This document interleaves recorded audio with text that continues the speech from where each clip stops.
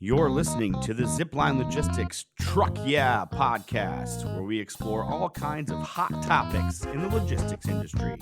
Get ready to learn, laugh, and get your freight on.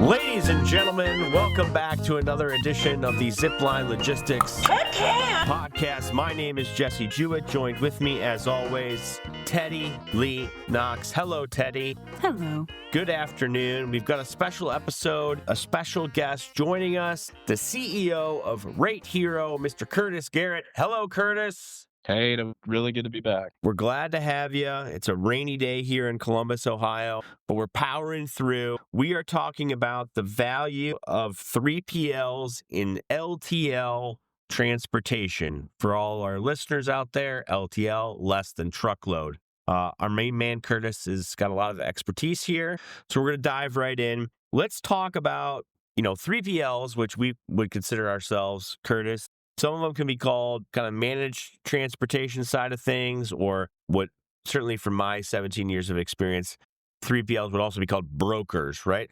Can you kind of talk about the differences there when managing LTL or shipping LTL with customers? Absolutely. There's so much nuance, even in the names, right? Broker versus 3PL versus managed transportation or managed logistics provider. I definitely think the brokerage terminology is kind of just inherited from, the longer history on the truckload brokerage side, where it's really more about, the matching of a shipper with a carrier or a truck. Right. In LTL, it's so different because obviously there's just so fewer carriers. There's really, if you look at the industry, there's the top 10 that control, about 90% of the market. There's really only about 30 or so that I would say are really the viable networked LTL carriers that have a number of terminals, cross docks in their region or their footprint, have consistent, company assets, drivers, personnel that are basically always there, to pick up and move freight and deliver it and make sure it processes through their network. So that's where the terminology, and I think a lot more specificity can come into play on the LTL side. Just a lot more, systematized, and it's less about saying, hey, I have a rate, cheap rate. It's especially where it's from some unknown mystery carrier that third party might have a line to that their customer doesn't. And it's really more about adding value, both sides of the coin. So the shipper in the equation as well as the asset-based carrier on the other side. And for that reason, it's harder to really play true middleman or middle person in the equation, because you've got to assume as a 3PL or a broker that your shipper probably has interacted or had partnerships directly with almost every LTL carrier out there at some point. Sure. So just from a cultural, like a relationship and partner side of things, it's hard to just come in and insert yourself and say, all right, carrier, back off. This is my client now. It's not going to go well if that's kind of the approach. It's got to be more, we're here to help. We're kind of the third important piece in this triangle, with now three parties involved, and less of, just playing telephone and filtering and kind of customizing the narrative to each party on either side. That's a great call. It reminds me of the immortal Jerry Maguire, let me help you, right? Help me help you. There you go. The quote right. Yeah, I'm glad. Thank you for that, Teddy. The specificity element that you touched on, Curtis, I think that's really important. I know we've talked about it on a previous podcast, being CPG. 85% of Zipline's freight is CPG. And so you're talking about retailers. That's a huge element of the CPG deliveries, the specificity, or, we call them preferred carriers, right, into those specific retailers. So that narrows down that small carrier base even more. And we have had, I don't know if difficulties is the right word, but there's a learning curve for that 15% that's outside of the CPG, where we're delivering or shipping or delivering into non-retailer, or it's a different product, right? Maybe it's a food ingredient, or maybe, I don't know, some other product that's not a consumer packaged good. And, well, we think you should use ODFL. They're the best of the best. Or we think you should do this. And then a customer will come back and say, well, I booked it with carrier X. They are $700 cheaper. And that's tough for some of our newer sales rep or our newer operations reps to kind of process. Is like, well, you always told me that, this carrier is the best. And it's like, well, different customers have different needs, right? You got to deliver into UNFI with this particular carrier base or Walmart with this particular carrier base. But this receiver will take anybody. I think to that point as well, it's just as important to make sure you understand who goes into the shipper as well. Not, if they work well or not. Curtis, to your point of if they have any of those pre-existing relationships, if they have a carrier constantly coming in at a certain time, sometimes it makes more sense to understand that, take the time to communicate and work with that carrier as long as they will go into the receiver that you are delivering to.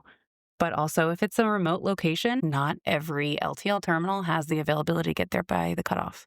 Right. And again, Curtis, to your point, I loved about you coming in and saying that you can't just come in and take over. When you're talking about a logistics network, it is just that. It's not just one broker. It is a network, and it's multiple people, and being able to work together to communicate and kind of give and take, whatever that is, whatever their responsibilities are, which I think is key to a customer having a good supply chain. I think if you keep the focus on the customer, like the account level versus the shipment by shipment, rate by rate level, especially on the LTL side, where there's going to be so many differences. Like none of these LTL carriers are evaluating individual shipment or quote requests and giving you a price like that they come up with on the spot, right? It's all pricing frameworks, whether it is labeled like a spot or volume type quote, which is typically driven by the amount of space taken up on the trailer as well as the origin and destination, whether it's your more traditional class-based pricing, so class, weight, and zip codes, or whether it's, some of the newer, more dynamic pricing, dimensional-driven pricing, pallet pricing, all of these methods of pricing on the LTL side, they're all frameworks. They're all pricing algorithms and systems that have been set up to operate profitably for the carrier at a whole. But it's just unreasonable to think that, every carrier or your carrier in a situation is going to be able to beat the price of your competitor or somebody else that your shipper customer might have found on every single shipment. Right. So I see a lot of frustration where you're getting just single shipment opportunities to quote in the LTL world, which obviously is a lot more common in truckload. And yeah, you may not have the lowest price and the best transit every single time. And that's why you really need to focus and wrap your arms around just customer and account level satisfaction and kind of get through to your customer that that's what you're focused on as well. These carriers are, depending on the size of them, they're picking up anywhere from the larger ones are picking up almost 100,000 shipments a day. And so they're probably getting quoted on, 2 million rate quotes a day, something like that. So down to the regionals, which would be maybe 10 to 15,000 shipments a day, but still generating hundreds of thousands of quotes. So you just have to understand that, as long as your 3PL or managed service provider like a Zipline is kind of analyzed whole account, the whole freight spend, ideally a year's worth of shipments and negotiating the best overall pricing, you've got to stay at that bigger picture look and not worry about, hey, we're expensive on this one. Like, let's blow up the relationship because of that. After this podcast, we're going to have you talk to our sales reps and our operations reps as well to make sure that they can have that bigger picture view, because it's tough out there when you are losing quoting opportunities or freight opportunities for those small dollar amounts. But it's a great mindset to have, right? You have to have that bigger picture thought process and and evaluate with those customers if they're not a right fit for you or your company, right? I mean, that's the name of the game. Prioritize the people that make the most sense. Yep. What, Curtis, in your opinion, or any specifics around what a 3PL can do to help out an LTL carrier? Yeah, there's a lot of things that fall under this category. One of the most obvious and just repeatable is helping share in, customer service, basically the load of whoever is the end customer paying for that shipment or, expecting the goods to show up, which in some cases is the same party. They're the ones that ultimately need to be taken care of, need to, have some level of comfort with the right expectations. So they're going to have the questions. They're going to want, tracking updates. They're going to want access to the tracking data. They may or may not care about the final invoice charges, obviously, depending on if they are paying the freight or not. But when you don't have a 3PL in the mix, the carrier is just blown up with all of those questions and demands. And really, I think of the LTL carriers as magicians in the sense of like it's pretty impressive. They can pick up a single pallet, in Florida and get it to the center or the western coast of the country, within just a short number of days at a pretty affordable price. So their networks are humming along to be able to have all the orchestrated, different people, trucks, vehicles, cross docks in play to make that happen. And that's what they're really good at. And so I like to think that, where a lot of the value probably of a good 3PL is being kind of front lines, being accessible to their customers and, either having the right technology driven inputs or having the right pathways to get the information from the carrier for their customer. That's just probably a task that's better suited for a good 3PL. And then on the contrary, if you have what I would say a bad PL or somebody that's not as LTL centric, they can actually make everyone's life more miserable because they're just basically operating like a game of telephone and right. Passing through customer questions and concerns verbatim without really putting any critical thinking again and seeing what they can, answer or deflect or solve themselves before just passing it to the carrier. So that would be probably the number one area, in my opinion. Yeah. A good 3PL can really act as a partner to their LTL carriers, and they're really share in just kind of that frontline customer service, time and labor cost. I always feel like brokers are like the facilitator in all of these things. 3PLs, managed trans, all of those end up being a facilitator. I always think of the person for all the reality television shows at the end of the season, kind of like asking the questions back and forth.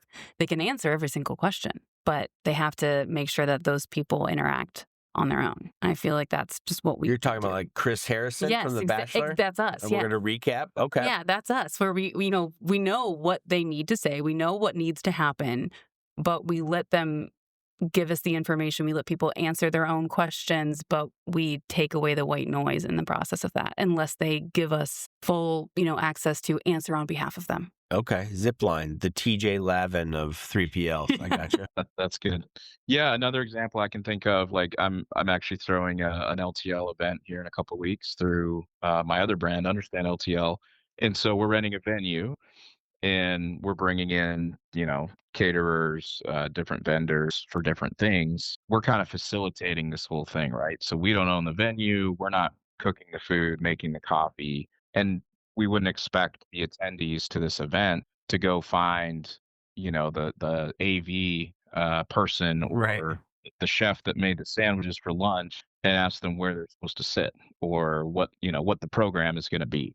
Like we don't necessarily have any assets in the mix there, but we're clearly kind of orchestrating, facilitating it, and that's the value we bring. And that to me kind of lines up with how a 3PL can operate as well. They don't have to have direct ownership on paper of the assets that their customer's freight is on in order to still provide value with knowledge, data, reporting, communication, just all the things that the customer really wants at the end of the day. That's a really good point. It's interesting you gave that example. I think being a 3PL, and again, having done this for almost 2 decades now, which is crazy, but the fact that you are a 3PL, you're in the middle, right? It's right there in the name. It's a pitch to some of our customers, right? You should go focus on making your snack food and getting it on the shelf. We are going to handle the transportation. And it goes the other way. LTL carrier, you should focus on getting it through your network, picking up and delivering on time, providing real-time tracking information, and we will find the freight for you to, fill up your trucks, right? That's literally the job, is to try and facilitate both parties, have a great partnership with each of them, and allow them, both the customer and the LTL provider, or the carrier in this case, to focus on the things that they're really, really good at and why they're in business. That's interesting. Yeah, I think a good 3PL, should, like you say, Jesse, is playing 2 roles. Like you should be in the list of top and most the most favorite customers for your carriers to deal with. Right. When it comes just advocating, for them when you need to, paying them on time, just generally having a good low friction relationship. But then on the flip side, you should also be, the best, most favorable service provider, not necessarily carrier, but the best logistic service provider for your customers so they can focus on what they're good at, whatever their product or widget is, and just have peace of mind knowing that they've outsourced their logistics to the right people. That's awesome. Mm-hmm. Good summation. Anything around, this is kind of off topic, but anything around data that a 3PL can do for an LTL provider? That's a really hot topic as far as I'm concerned, is that, I guess in my experience, the data is super important to provide the best possible price back to your customer. You talk about being that middle person. If you don't get the right data, sometimes that can cause issues on the back end on a shipment by shipment basis. Do you mean data or specs? Like understanding what you're shipping? Or do you mean like the past couple shipments as far as KPIs and how long it took them to ship? I was thinking more on a shipment level specs. Specs, okay. We can answer both. Curtis can answer both if he's available. Sorry, I'm just adding to things you need to answer now, Curtis. Yeah. Anything else, Teddy? Let's also, no, I'm just kidding. Please go ahead. It is a very hot topic question or buzzword in the industry, and my answer might be less exciting and less sexy than it should be. But I think 3PL, their main priority, main initiative with data is just keeping it accurate to reality. Meaning that if there's even a 3PL in the mix, that's another potential silo. That's you got shipment level or order level data on the customer side. You've got it on the carrier side as soon as it's a quote that turns into a shipment and eventually an invoice, in their system. And then you have this other party now in the mix where arguably, the TMS and whatever technology platforms the 3PL provides does kind of become the system record, for both. So I see a lot of challenges where, you have that upfront order level data coming into the TMS that gets turned into shipments and gets rate quotes put against it. And then the carrier picks up the freight and maybe there's, something that wasn't accurate on the front end with a weight class, like an accessorial or a service that was needed. And so through the process of just that freight moving in reality, the data attached to that real life shipment kind of evolves and gets refined. And usually the carrier ends up with having the most realistic version of that shipment's data on their side. And a lot of 3PLs don't, they may audit and they may dispute and they may kind of come to terms with what's viable from a charges perspective. But a lot of times that just lives in the accounting portion of their company, maybe in, QuickBooks or whatever accounting software they use, but they don't ever go back and update the actual shipment level data in the system, from how it came in initially. And that becomes a problem because where do you go, like in future RFP events or when you are either reporting or sharing data to carriers for pricing purposes, you typically go back to the TMS and you pull out, months or a year, massive quantities of data to share with everybody. And if it's still in that kind of unevolved form, then it's wrong. It's not even representative of what actually happened. So just having that fully closed loop of, okay, here's what the customer is telling us it is, but that's really positioned and translated for their world, like maybe it's more warehouse centric type data, maybe it's literally just out of their, purchase order system, their ERP. And so we have to make sure as a 3PL, we're responsible for and evolving that data into LTL shipment level data that's accurate. And then once the carrier handles it and they add or remove or modify the data in any way, it's on us to kind of evaluate and agree on what's right and what's accurate based on reality. But eventually for like, as I mentioned, reporting and just future RFP events are kind of the two biggest ones I can think of. You need to come back to square one with here's the data that actually represents, what happened with that shipment in the real world. I think that's a great point. We have so many customers that will come back to us asking us to double check things because, to your point, the warehouse level data is different than what we may have. And so I think translating it is a perfect way to say it. There's so many things within this industry, specifically LTL, that you do have to translate and kind of give back so they can then take it into their forecasting or, internal conversations to make sure that they are doing the correct things for every customer and also for, their own growth. It is important to, track carrier performance and service capabilities with what was promised up front versus what actually happened in reality. Taking that back to your customer so they can always have a good sense of, their mix of carrier utilization and just have confidence knowing that the data you're putting in front of them, the charts and visuals and the pretty versions of all that data is accurate and can better inform, future carrier and cost decisions on their side. And then something that, you guys are actually doing right now that I'm helping you a little bit with is getting better carrier facing data to have really to showcase and help sell like your customers attributes of being shippers of choice to work with and all potential spend and volume, and just kind of give the carriers a better real-time view into all the different lane level, location level opportunities that you have across all your clients. Because typically a carrier will be sent a bid, they'll be emailed a data file from which is basically a snapshot in that point in time. They may look at it, they may cost it out, evaluate it, and depending on how much business they actually get, from that account where they then themselves can start collecting data on it because it's on their trailers, they may not have any view into how that customer's evolved or grown or added different customers or what have you. So dual flowing data, of basically evolved, back to the first point, evolved into LTL centric or translated shipment data that is correct based on reality, and then something that is basically both carrier facing and shipper facing is just really it's a 3PL's responsibility to have that accountability to do that, but it's also a way to really differentiate yourself as a really solid 3PL, because there's sadly still just a lot out there that don't do that. I think that's another great point, and LTL is one of the easy ones to not have that same accountability on because it is a non-guaranteed service. And